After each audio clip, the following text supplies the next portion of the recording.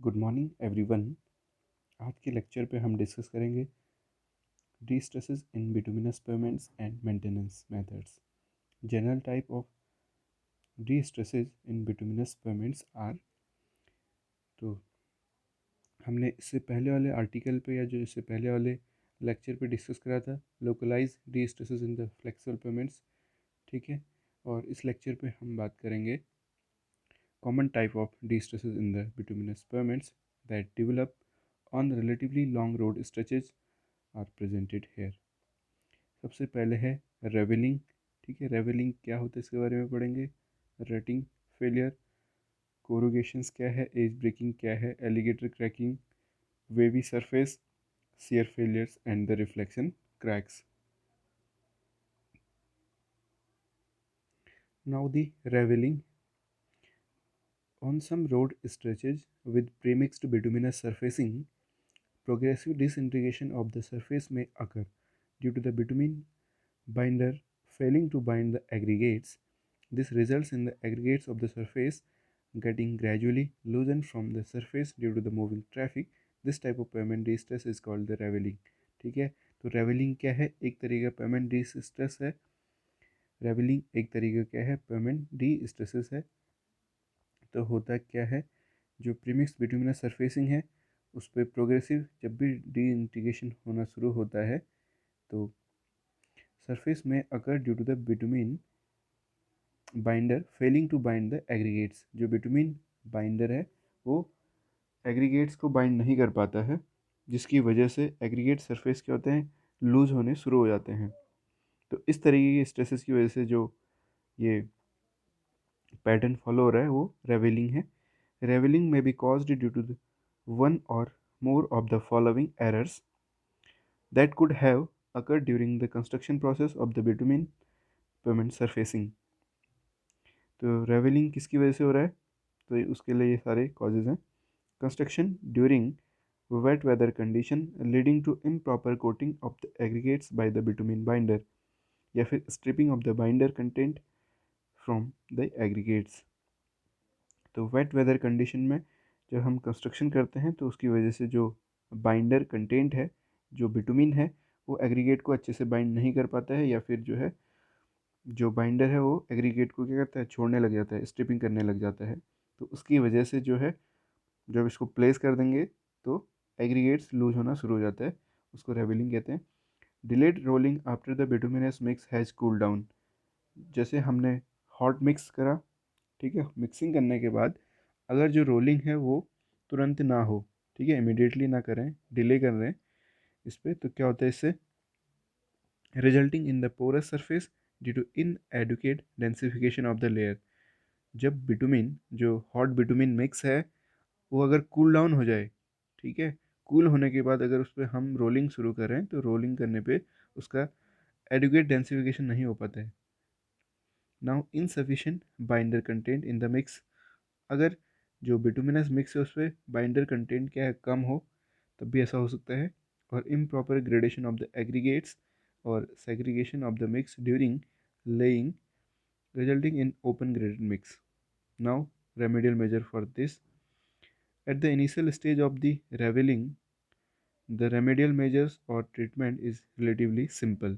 तो initial stages पे revelling के लिए जो रेमेडियल मेजर्स है या जो ट्रीटमेंट है वो सिंपल होता है। The surface is clean and remove the loose particles.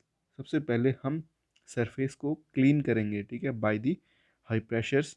ठीक है, हम हाई प्रेशर से फ्लो करा के एयर का उसको क्लीन करेंगे। Clean to remove the loose particles and dust. A suitable type of liquid seal coat और the slurry seal is applied on the surface. और उसके बाद हम क्या कर देंगे, लिक्विड सील या फिर स्लरी सील को अप्लाई कर देंगे on the surface. If the ravelling is progressed more, the remedial measures consist of the removing the loose particles and dust, application of adequate quantity of tack coat and the resurfacing with a bituminous premix of the required thickness। तो एक तरीके से जो हमारा D stress है, ठीक है, वो क्या है, रेवलिंग है। दूसरा रटिंग। रटिंग जैसे हमने इससे पहले थोड़ा बहुत डिस्कस भी करा है उसको। Rutting is longitudinal deformation or depression of the payment surface. Rutting क्या है? लॉन्गिट्यूडनल डिफॉर्मेशन या फिर डिप्रेशन है of the payment surface along the wheel paths of the heavy vehicles. तो हैवी व्हीकल्स के व्हील पाथ्स के अलोंग क्या होता है, अगर ज़्यादा डिफॉर्मेशन हो जाए या फिर डिप्रेशन हो जाए तो उसको रटिंग कहते हैं। Longitudinal ruts are formed due to the repeated application of heavy loads along the same wheel path, resulting in cumulative non-recoverable और permanent deformation of the pyramid layer। ठीक है, जब हैवी व्हील लोड्स क्या हो जाए, repeated action पे उस पे उसी पाथ को फॉलो करे तो इसकी वजह से नॉन रिकवरेबल या फिर परमानेंट डिफॉर्मेशन सेटअप हो जाता है।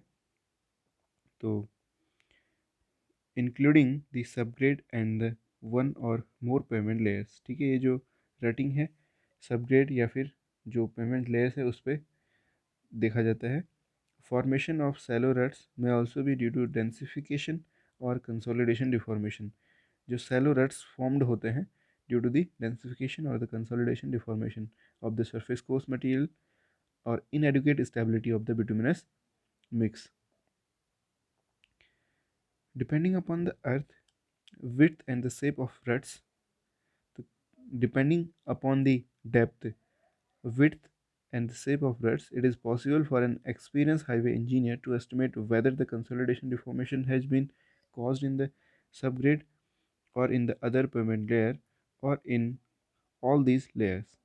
A typical cross section of the pavement surface showing the formation of ruts along the wheel path has been mentioned in the previous article।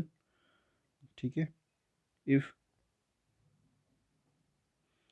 the various causes of rutting, एक तो है inadequate stability of subgrade या inadequate stability of the subbase, subgrade, base course या फिर surface course. ठीक है, stability अगर educate नहीं है तो रटिंग पॉसिबल है, रटिंग जो है हो सकता है। Inadequate compaction of subgrade और any of the pavement layers, अगर कॉम्पैक्शन भी प्रॉपरली नहीं किया गया है तब भी हो सकता है। Channelize movement of the heavy wheel loads causing significant vertical strain on the subgrade, improper specification or design of bituminous mix, inadequate thickness of the flexible pavement or the weak pavement structures। ये क्या है, factors हैं to cause the depressions या फिर longitudinal रट्स। तो इसके remedial measures हैं, if inadequate thickness of the pavement structure is ruled out based on the size and shape of the ruts and by conducting structural evaluation study, the remedial measure is quite simple। Cleaning the affected surface, सबसे पहले जो affected surface उसको clean करेंगे।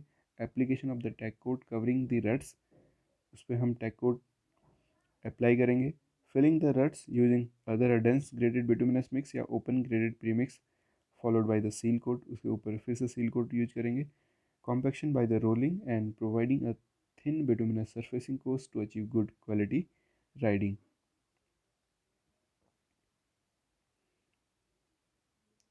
If there is clear evidence of shear failure of the subgrade indicated by subsidence and heaving of the pavement, the method of rectification has to be decided carefully after detailed investigation। The remedial measure may be either total reconstruction of the pavement starting from the laying new subgrade or partial reconstruction of the affected portion along the pavement starting from the subgrade। ठीक है, अगर जो payment है चाहे उसके subgrade, अगर subgrade में failure हो जाए तो उससे ऊपर की जो लेयर है वहाँ भी ये फेलियर रिफ्लेक्ट होगा। तो उस टाइम पे हमें केयरफुली इन्वेस्टिगेशन करने के बाद, ठीक है, इसके रेमेडियल मेजर के लिए हमें पेमेंट को रिकन्स्ट्रक्ट करना पड़ सकता है। Now the corrugations, shallow undulations in the form of ripples or small corrugations of depth up to 25 mm are formed on the bituminous surface। Bituminous surface में रिपल्स या फिर स्मॉल कोरुगेशंस के फॉर्म पे 25 mm डेप्थ तक का अंडुलेशंस हो जाता है across the road on some road stretches. ठीक है, these transverse ripples may be formed at about 2 to 3 metre intervals. ये जो ट्रांसवर्स रिपल्स हैं फॉर्म होते हैं 2 से 3 मीटर के इंटरवल पे। Such small corrugations indicate that the defect is confined to the bituminous surface course only and that the base course is not affected। ये जो कोरुगेशन है ये केवल बिटुमिनस सरफेस कोर्स पे होता है और जो बाकी रेस्ट ऑफ द लेयर्स हैं पेमेंट की वहाँ पे ये अफेक्ट नहीं करता है। The formation of the corrugations on the bituminous surface course may be due to one or more of the following. एक तो है एक्सेस बाइंडर कंटेंट अगर प्रोवाइड करें, ठीक है, या फिर एक्सेस प्रोपोर्शन ऑफ फाइंस हो तब भी कोरुगेशंस हो सकता है। कोरुगेशंस पे क्या हो रहा है, shallow undulation in the form of the ripples और small corrugations of depth 25 mm और excess binder content in the bituminous mix, use of the binder of the low viscosity with respect to the temperature of the region. अगर जो bitumen है वह अगर low viscosity का है तो तब भी ये कोरुगेशन हो सकता है। Now the remedial measure for the corrugations in the case of thin bituminous surfacing with corrugations, it is advantageous to sacrifice and remove the thin surfacing along with the top portion of the existing base course and recompact the material. After applying prime coat and tack coat, another bituminous surface course may be laid using a mechanical paver। तो इसके remedial major पे अगर thin bituminous surfacing है with the कोरुगेशंस तो यहाँ पे एक advantage ये है कि हम इसको जो है रिमूव कर सकते हैं with the top portion of the existing base course के टॉप पोर्शन के साथ इसको हम हल्का सा रिमूव कर देंगे और फिर हमें क्या करेंगे, रिकॉम्पैक्ट द मटीरियल, ठीक है, जो हमारा बेस कोर्स है उसको रिकॉम्पैक्ट करा after applying the prime coat and the tack coat, ठीक है। तो पहले हमने उसको कॉम्पैक्ट करने के बाद फिर उस पर जो है ये प्राइम कोट टैग कोट लगाया, मटेरियल को रिकॉम्पैक्ट करा, ठीक है। Another bituminous surface course may be laid using a mechanical paver। In the case of thick bituminous surfacing with corrugations, अगर thick bituminous surface पे corrugations है, the high spots may be cut using the blades of the drag spreader or using a milling machine। A leveling course of suitable type of bituminous mix applied and compacted thoroughly। तो यहाँ पे आपको क्या है, उसको cut करना पड़ेगा, ठीक है, उस स्पॉट्स को जहाँ पे ये फॉर्म हुआ है वहाँ से कट करने के बाद फिर इसको मिलिंग मशीन से क्या करना होगा, कट होने के बाद जो है इस पर हम जो बिटुमिनस मिक्स है वो अप्लाई करेंगे और इसको कॉम्पैक्ट करेंगे थोरोली, ठीक है, बहुत अच्छे से इसको कॉम्पैक्ट करेंगे। Now edge breaking, general description है इसके लिए, the soil from the earth shoulders of the flexible pavement often get eroded along the pavement edges. जो सॉइल है from the earth shoulders of the flexible pavements ये क्या हो जाती है, इरोड हो जाती है along the pavement edges due to the rapid flow of the surface water during heavy rains। The soil erosion may be more near the pavement edges। जो pavement edges हैं वहाँ पे क्या होता है, erosion ज़्यादा होता है, forming the longitudinal ruts। The loss of soil from the shoulders leads to the formation of the edge drop, resulting lack of the lateral support to the bituminous surfacing। तो जैसे पेमेंट का carriage वे है जो उसको side में shoulders है, अगर वो अर्थ शोल्डर्स जो है तेज़ बारिश की वजह से, ठीक है, वो इरोड होना शुरू हो जाए तो यहाँ पे क्या होता है, लॉन्गिट्यूडनल रट्स फॉर्मेशन हो जाता है, ठीक है। इसके फॉर्म होने से क्या होता है, एज ड्रॉप हो जाता है, ठीक है, edge drop resulting the lack of the lateral support, जिसकी वजह से जो बिटुमिनस कैरीज है या कैरिज वे है उसका लेटरल सपोर्ट नहीं मिल पाता है।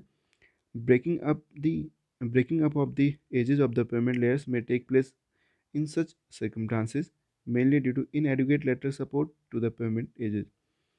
Infiltration of the water through the pavement edges softens the subgrade soil and accelerates further damages to the pavement edges। और यहाँ से जब वाटर इनफिल्ट्रेशन शुरू हो जाए तो सबग्रेड क्या होता है, वीक हो जाता है और जो डैमेज है उसको एसिलेट कर देता है। इसके लिए रेमेडियल मेजर ये है, the affected portion of the pavement edges are cut vertically up to the required width and depth. तो रिक्वायर्ड विड्थ एंड डेप्थ तक हम वर्टिकली इसको कट कर देते हैं of the pavement and the materials are removed, वहाँ से हमने मटेरियल रिमूव करा। The adjoining earth shoulders are also simultaneously cut and removed for the desired width to suit the width of the rollers and paving machine that are to be used for rebuilding the pavement edges and the shoulders। ठीक है, इसमें हम क्या कर देंगे, जो adjoining portion है, ठीक है, उसको भी हम कट कर देंगे ताकि जो रोलर्स है वो इस पर आसानी से रोल कर पाए, इसको कॉम्पैक्ट कर पाए। In order to prevent recurrence of further erosion of soil from the shoulder, it is desirable to make use of the appropriate soil stabilization technique. तो हमें यहाँ पे appropriate soil stabilization technique use करनी होगी to prevent the further erosion of the soil. The finished cross slope of the shoulders may be kept 1% higher than that of the pavement. If parts of the shoulders adjoining the pavement edges are also used by the vehicular traffic during heavy traffic flow, it is desirable to provide paved shoulders for the required depth. तो हमें वहाँ पे paved surface provide करने होंगे. तो next lecture पे हम discuss करेंगे एलिगेटर क्रैकिंग के बारे में. तो ये इस वीडियो का अंत है. Thank you.